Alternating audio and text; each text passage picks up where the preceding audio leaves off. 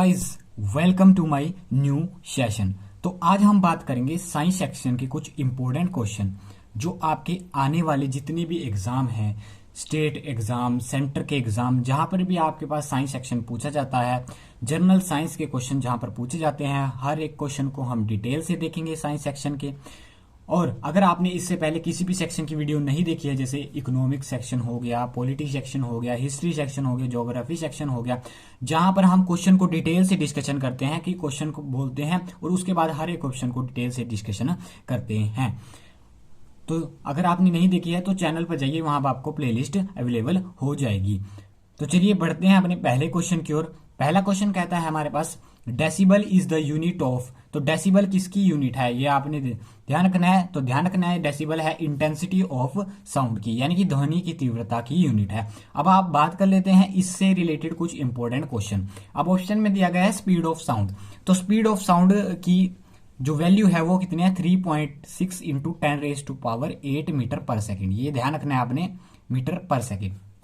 ठीक है, speed of sound की वैल्यू कितनी है, 3 इंटू 10⁸ मीटर पर सेकेंड। ये आपने ध्यान रखना है। नेक्स्ट क्वेश्चन की ओर बढ़ते हैं। नेक्स्ट ऑप्शन में दिया गया है इंटेंसिटी ऑफ हीट। हीट यानी कि उष्मा के बारे में बताया गया है। ये क्या करते हैं, इसका जो एसआई यूनिट पूछ ली जाती है। उष्मा की एसआई यूनिट है कैलोरी। ध्यान रखना है आपने, कैलोरी। अब साउंड के बारे में डिस्कशन कर लेते हैं। साउंड को और किस यूनिट से माना जाता है, डेसिबल को और किस यूनिट से जाना जाता है, ध्यान रखना है आपने, वेबर। ध्यान रखना है आपने, वेबर मीटर। ठीक है, वेबर इनवर्स मीटर स्क्वायर। ठीक है, वेबर इनवर्स मीटर स्क्वायर आपने ध्यान रखना है। और बात करते हैं सबसे ज्यादा जो स्पीड ऑफ साउंड होती है वह कहां पर होती है, वह सबसे ज्यादा स्टील में होती है। ध्यान रखना है आपने। और एयर में पूछ लिया जाता है कि स्पीड ऑफ साउंड कितनी होती है, तो ध्यान रखना है आपने, 332 मीटर पर second speed of sound air में होती है। ये कुछ पॉइंट आपने नोट कर लेने हैं। और सबसे ज्यादा स्टील में होती है, यह आपको पता ही होगा। और उसके बाद पूछ लिया जाता है आपके पास ध्वनि पानी में कितनी होती है। तो ध्वनि की गति यानी कि स्पीड ऑफ साउंड कितनी होती है, 148.3 मीटर पर सेकंड। ये भी आपने ध्यान रखना है, इन तथ्यों को आपने नोट कर लेना है। नेक्स्ट क्वेश्चन की ओर बढ़ते हैं। नेक्स्ट क्वेश्चन है हमारे पास, नेक्स्ट क्वेश्चन पूछा गया है, the best conductor of heat among the following is. अब हीट से रिलेटेड क्वेश्चन पूछ लिया गया है। Heat conductor of among the following, alcohol, mercury, ether या वाटर। इसमें से बताना है आपको बेस्ट कंडक्टर कौन सा है हीट का। तो ध्यान रखना है आपने, हीट का बेस्ट कंडक्टर है हमारे पास मरकरी। ठीक है, इसमें से क्या हो जाएगा हमारे पास, मरकरी। ठीक है, क्योंकि उसका क्या होता है, मेल्टिंग पॉइंट क्या होता है, जो -96 पर जमता है, -39 डिग्री पर जमता है। ठीक है, -39 डिग्री सेल्सियस पर यह जमता है। ये भी आपने नोट कर लेना है। बाकी बात आते हैं मरकरी। मरकरी का कई बार आपसे सिंबल पूछ लिया जाता है, तो Hg आपने ध्यान रखना है, मरकरी का सिंबल हो जाता है। ऐसे ही आपको एल्कोहल फंक्शनल ग्रुप, एक फंक्शनल ग्रुप है, तो एल्कोहल के बारे में पूछ लिया जाता है, तो इसका फॉर्मूला OH से इसको रिप्रेजेंट करा जाता है। उसके बाद आता है ईथर। ईथर का फॉर्मूला पूछ लिया जाता है आपने, RCOOR।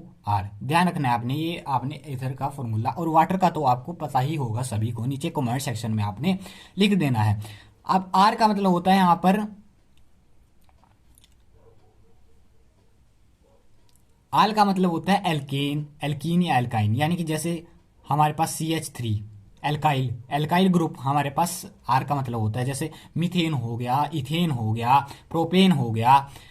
ठीक है, ये इसका आर का मतलब होता है, ये आपने ध्यान रखना है। उसके बाद हम बात कर लेते हैं इस किस टेम्परेचर, मेजरमेंट ऑफ टेम्परेचर कैसे यूज किया जाता है, थर्मोमीटर यूज किया जाता है। तो उसमें कौन कौन से थर्मामीटर होते हैं, एक रोमन थर्मामीटर होता है, एक केल्विन पैरामीटर होता है, एक फ़ारेनहाइट पैरामीटर होता है। ये भी आपने ध्यान रखना है। और केल्विन, ये क्वेश्चन पूछ लिया गया है एक बार कि केल्विन से सेल्सियस में कैसे कन्वर्ट किया जाता है, यानी कि सेल्सियस में आपको टेम्परेचर दिया जाएगा और उसको केल्विन में कन्वर्ट करवाना है। एग्जाम्पल के लिए आपको बोल देते हैं कि जैसे 0 डिग्री सेल्सियस को आपको केल्विन में कन्वर्ट करवाना है, तो आप क्या करेंगे, 0 डिग्री को ऐड कर, किससे के साथ ऐड करेंगे, 0 डिग्री को ऐड करेंगे आप 273 डिग्री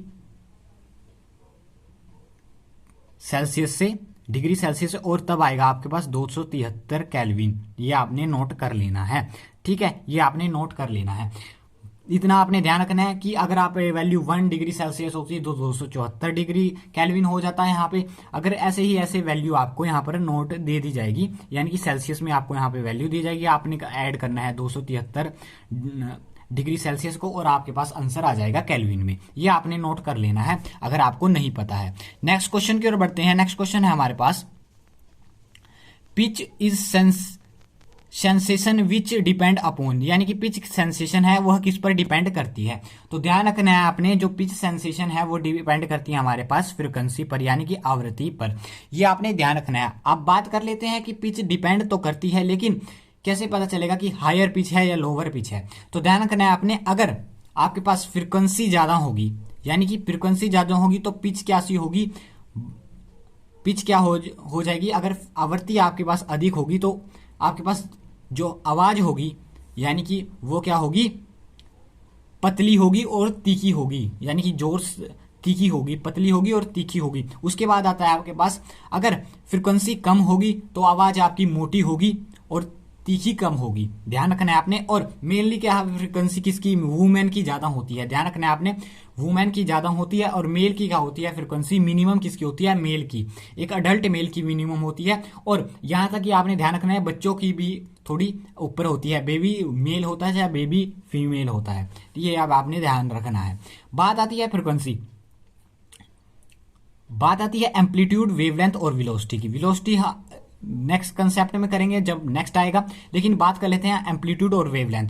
एम्पलीट्यूड और वेवलेंथ क्या होते हैं, ध्यान रखना है आपने यहां से यहां तक, कि जैसे हमारे पास एक वेव गुजरी है, तो वेव गुजरी है यहां से यहां तक, यहां से यहां तक, और यहां से यहां तक, ऐसे चलती रहेगी वेव, ठीक है, आपने ध्यान रखना है। उसके बाद यहां से यहां तक, यानी कि यहां से एक इसको ये पूरा करने को ये जो टाइम लगा, ये क्या है, इसका वेवलेंथ है, ठीक है। यहां से यहां तक crest to crest, trough to trough को क्या कहा जाता है, वेवलेंथ, सॉरी इसको कहते हैं वेवलेंथ। यहां से crest to crest, trough to trough को क्या कहा जाता है, वेवलेंथ कहा जाता है। जैसे यहां से क्रस्ट की तरफ जाएंगी, ये वाला क्या हो जाएगा, वेवलेंथ, जिसको हम लैम्डा से रिप्रेजेंट करते हैं। ये आपने नोट कर लेना है। अब बात आती है एम्पलीट्यूड। एम्पलीट्यूड क्या होता है, higher distance of a crest and higher distance of a trough. जैसे ही यहां तक की लाइन से यानी कि ये डिस्टेंस क्या हो जाएगा, एम्पलीट्यूड ऑफ हो जाएगा, जिसको हम ए से डिनोट करते हैं। ये भी आपने ध्यान रखना है, ये कुछ इसके इंपॉर्टेंट कंसेप्ट है। बात आती है फ्रीक्वेंसी। फ्रीक्वेंसी होती है कि एक सेकंड में किया गया वेवलेंथ को फ्रीक्वेंसी कहा जाता है। एक सेकंड में किया वेव के द्वारा ट्रेवल किया गया डिस्टेंस को क्या कहा जाता है, फ्रीक्वेंसी कहा जाता है, यानी कि एक सेकंड में। इसीलिए क्या होता है, फ्रीक्वेंसी का फॉर्मूला आता है F = 1/T। ये आपने ध्यान रखना है। न्यू से हम इसको डिनोट करते हैं फ्रीक्वेंसी को, ये भी आपने ध्यान रखना है, क्योंकि सिंबल भी कई बार पूछ लिया जाता है। नेक्स्ट क्वेश्चन है हमारे पास, the image formed on the retina of human eyes is. तो इमेज जो रेटिना के द्वारा फॉर्म की जाती है वह कैसी होती है। तो ध्यान रखना है आपने, सबसे पहले बात कर लेते हैं हमारे पास इमेज कहां पे फॉर्म होती है। एक तो हमारे पास क्वेश्चन से ही आंसर क्लियर होगा कि इमेज हमारे पास आईज में कहां पर बनती है, रेटिना पर बनती है, ये आपने ध्यान रखना है। उसके बाद आता है हमारे पास कि कैसी बनती है, रियल बनती है यानी कि वास्तविक बनती है, और इन्वर्टेड यानी कि उल्टी बनती है। अब आपने ध्यान रखना है, जो भी इमेज रियल यानी कि वास्तविक इमेज होगी वो कैसी बनेगी, हमेशा उल्टी बनेगी, यानी कि इन्वर्टेड बनेगी। तो ऑप्शन नंबर डी हमारे पास करेक्ट आंसर हो जाएगा। अब बात कर लेते हैं कि हमारी ह्यूमन आईज में कौन सा लेंस पाया जाता है। तो ह्यूमन आईज में मैक्सिमम कन्वेक्स लेंस पाया जाता है, कन्वेक्स लेंस पाया जाता है, जो कैसी रियल और इन्वर्टेड इमेज को फॉर्म करता है, ये आपने ध्यान रखना है, इमेज को फॉर्म करता है। और अब आपके पास जो आपकी एकोमोडेशन ऑफ लेंस यानी कि adjustment of lens, accommodation of lens होता है एबिलिटी टू एडजस्टमेंट, यानी कि एकोमोडेशन लेंस का मतलब होता है यानी कि लेंस को एडजस्ट करने की एकोमोडिटी कौन सा पार्ट करता है। तो ध्यान रखना है आपने, ये करता है हमारे पास कॉर्निया। ये भी पार्ट आपने ध्यान रखना है कि जो उसकी मसल्स को एडजस्ट करने का काम करता है, लेंस को एडजस्ट करने का काम करता है, वो कौन सा करता है, आइज का पार्ट कॉर्निया। ये भी आपने ध्यान रखना है, क्वेश्चन पूछा गया है, ठीक है, आपने ध्यान रखना है कॉर्निया। नेक्स्ट क्वेश्चन की ओर बढ़ते हैं, इससे आपने इतना ध्यान रखना है। नेक्स्ट क्वेश्चन है हमारे पास, filament of electric bulb is made up of. कई बार क्वेश्चन पूछ लिया गया है एग्जाम में। तो ये किसके द्वारा मेड किया जाता है, ये टंगस्टन के द्वारा बनाया जाता है। ध्यान रखना है आपने, टंगस्टन के द्वारा बनाया जाता है। अब आपसे पूछ लिया जाता है कि टंगस्टन का मेल्टिंग पॉइंट भी कई बार एग्जाम में पूछा गया है। तो टंगस्टन का मेल्टिंग पॉइंट है हमारे पास 3348 डिग्री सेल्सियस। ये आपने ध्यान रख लेना है, 3348 डिग्री सेल्सियस ये किसका है, टंगस्टन का मेल्टिंग पॉइंट है। उसके बाद आता है ऑप्शन में दिया गया है नाइक्रोम। नाइक्रोम में क्या हुआ था, और इलेक्ट्रिक, आपसे ये क्वेश्चन भी पूछा गया है कि इलेक्ट्रिक बल्ब के अंदर कौन सी गैस विद्यमान होती है। तो ध्यान रखना है आपने, इलेक्ट्रिक बल्ब के अंदर आर्गन गैस विद्यमान होती है, ये भी आपने क्वेश्चन ध्यान रखना है। उसके बाद ऑप्शन में दिया गया है नाइक्रोम। नाइक्रोम यूज किया जाता है आपके पास, नाइक्रोम यूज किया जाता है इलेक्ट्रिकल हीटर में, इलेक्ट्रिकल हीटर में यूज किया जाता है। इलेक्ट्रिकल हीटर में क्या हो जाता है, क्योंकि इसका क्या होता है, मेल्टिंग पॉइंट अच्छा होता है। ये एक तरह से किसकी तरह काम करता है हमारे पास, ये एक एलॉय की तरह काम करता है, ये भी आपने ध्यान रखना है। नीचे कमेंट सेक्शन में आपने लिखना है कि नाइक्रोम किस से किस को मिलाकर बनाया गया है, किस दो मेटल्स को मिलाकर एलॉय तैयार किया गया है नाइक्रोम, ये आपने नीचे कमेंट सेक्शन में लिखना है। उसके बाद ऑप्शन में हमारे पास लेड। लेड किसके लिए यूज किया जाता है, सबसे स्पेसिफिक जो आज इलेक्ट्रिकल व्हीकल बनाए जा रहे हैं उसमें क्या किया जाता है, अभी बैटरी में लेड यूज किया जा रहा है। इलेक्ट्रिक बैटरी में क्या यूज किया जाता है, लेड का यूज किया जाता है, आपने ध्यान रखना है। बात आती है एल्यूमिनियम। एल्यूमिनियम किसके लिए यूज किया जाता है, आपसे क्वेश्चन पूछा गया है which of the metal is use in bare process.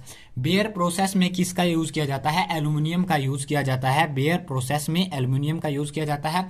और ये क्या यूज किया जाता है, उसमें से क्या किया जाता है, बॉक्साइड ओर, यानी कि एल्यूमिनियम का और है बॉक्साइड, उसको उसमें से एल्यूमिनियम को पृथक करने के लिए बेयर प्रोसेस का यूज किया जाता है, जिस कारण एल्यूमिनियम का यूज होता है, ये आपने ध्यान रखना है।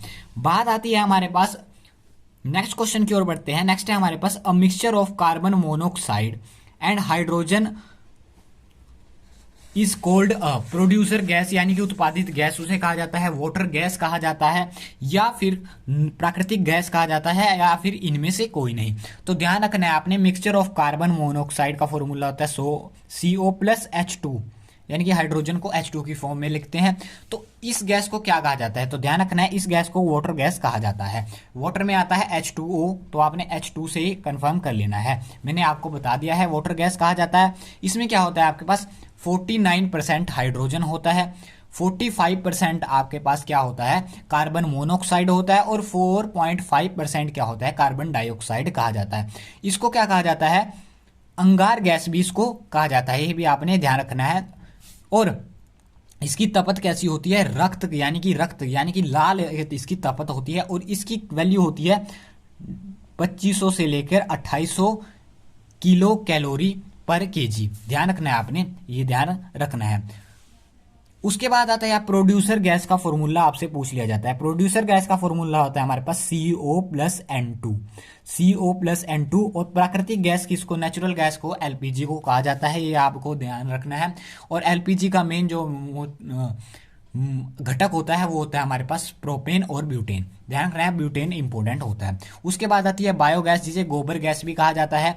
उसमें मीथेन जो कंस्टिट्यूशन होता है वो इंपॉर्टेंट होता है। अब आपसे एक क्वेश्चन भी पूछा गया है कि धान के खेत में, यानी कि पेडी फील्ड में कौन सी गैस पाई जाती है, तो ध्यान रखना है आपने, इसमें पाई जाती है हमारे पास मीथेन गैस ही पाई जाती है, ये भी क्वेश्चन आपने ध्यान रखना है। नेक्स्ट क्वेश्चन की ओर बढ़ते हैं। नेक्स्ट है हमारे पास ऑर्डिनरी ग्लासेस इज। तो ऑर्डिनरी ग्लासेस क्या होते हैं, ध्यान रखना है आपने, ऑर्डिनरी ग्लासेस, जो इसका करेक्ट आंसर हो जाएगा वो हो जाएगा हमारे पास sodium silicate. Option number A हमारे पास करेक्ट आंसर हो जाएगा। सोडियम सिलिकेट को ही ऑर्डिनरी ग्लासेस कहा जाता है, ये आपने क्वेश्चन ध्यान रखना है। उसके बाद आता है हमारे पास सोडियम सिलिकेट के बाद आता है हमारे पास, ये आपने इससे इतना क्वेश्चन ध्यान रखना है। इसमें क्या किया जाता है, ऑर्डिनरी ग्लासेस को मेकिंग करने के लिए क्या किया जाता है हमारे पास, सिलिकॉन ऑक्साइड को किसके साथ रिएक्ट कराया जाता है, सोडियम ऑक्साइड के साथ रिएक्ट किया जाता है, जिस कारण क्या होता है, ऑक्सीजन अलग हो जाती है, और क्या बनता है हमारे पास, सोडियम सिलिकेट हमारे पास प्रोडक्ट में बन जाता है। ये आपने प्रोसेस को ध्यान रखना है, मैंने आपको ब्रीफली बता दिया है। नेक्स्ट है हमारे पास souring of a milk is due to, इससे आपने इतना ही ध्यान रखना है, souring of a milk is this due to किसके कारण होता है, बैक्टीरिया के कारण होता है। और कौन सा बैक्टीरिया होता है उसमें, लैक्टोबैसिलस नाम का बैक्टीरिया होता है। किसमें, मिल्क में, ध्यान रखना है आपने, लैक्टोबैसिलस नाम का बैक्टीरिया होता है। उसके बाद आती है इसमें एसिड कौन सा होता है, मिल्क में लैक्टिक एसिड होता है, दही में भी लैक्टिक एसिड होता है। अब बात कर लेते हैं, एसिड की बात चली है तो हम और भी एसिड को डिस्कशन कर लेते हैं इस क्वेश्चन में। बात होती है नींबू में कौन सा एसिड होता है, यानी कि लेमन में कौन सा एसिड होता है, तो ध्यान रखना है आपने, सिट्रिक एसिड मौजूद होता है। उसके बाद आता है हमारे पास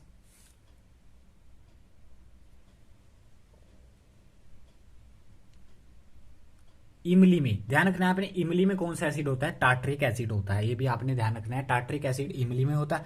उसके बाद आता है क्वेश्चन आपके पास कि हमारे पास संतरे में कौन सा एसिड होता है, तो संतरे में भी, नींबू में, सब में सिट्रिक एसिड होता है। उसके बाद आता है आंवले में कौन सा एसिड होता है, तो आंवले में एस्कॉर्बिक एसिड होता है। ये भी आपने ध्यान रखना है, आंवले और उससे कंफ्यूज नहीं होता है, दोनों खट्टे प्रोडक्ट है, लेकिन आंवले में एस्कॉर्बिक एसिड होता है। उसके बाद आता है हमारे पास कि मधुमक्खी की डंक जो काटती है उसमें कौन सा एसिड होता है, तो ध्यान रखना है उसमें फॉर्मिक एसिड होता है, जिसे मेथेनोइक एसिड भी कहा जाता है। ये भी आपने इंपॉर्टेंट ध्यान रखना है। तो ये हमने कुछ डिस्कशन करे साइंस सेक्शन के इंपॉर्टेंट क्वेश्चन, जो आपके हर एक एग्जाम में आपकी मदद करेंगे, जहां पर भी साइंस सेक्शन पूछी जाती है। अगर आपको सच में वीडियो इन्फॉर्मेटिव लगी है, वीडियो को लाइक कीजिए, चैनल पर नए हैं तो चैनल को सब्सक्राइब कीजिए। मिलते रहेंगे ऐसे ही नेक्स्ट वीडियो में, जो आएगा आपके पास इंग्लिश सेक्शन से रिलेटेड। उसमें हम डिस्कशन करेंगे इंपॉर्टेंट सिनोनियम और एंटोनियम के बारे में। और थैंक यू, मिलते रहेंगे ऐसे ही नेक्स्ट वीडियो में।